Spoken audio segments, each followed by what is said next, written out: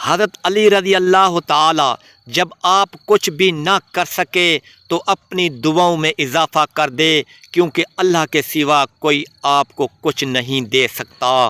حضرت علی رضی اللہ تعالی درود شریف واحد ایسی عبادت ہے جو زبان سے نکلتے ہی قبول ہو جاتی ہے۔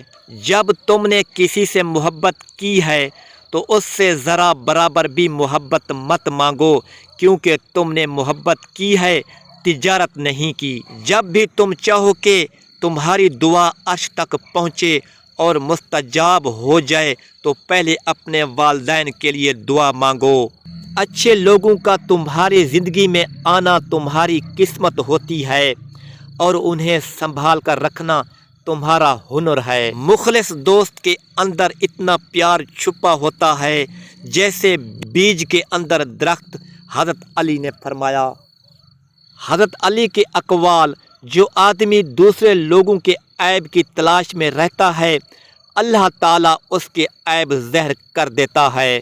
حضرت علی نے فرمایا، تم کسی کے ساتھ بھلائی کرو، تمہیں اس کا بدلہ برائی کی صورت میں ملے تو سمجھ لو کہ تمہاری نیکی قبول ہو گئی۔ مصیبت کے وقت بھی مطمئن نظر آؤ اور مشکلات کے باوجود خوش باش رہو۔ فرمان حضرت علی رضی اللہ: رزق کے پیچھے اپنا ایمان خراب مت کرو، کیونکہ رزق انسان کو ایسے تلاش کرتا ہے جیسے مرنے والے کو موت۔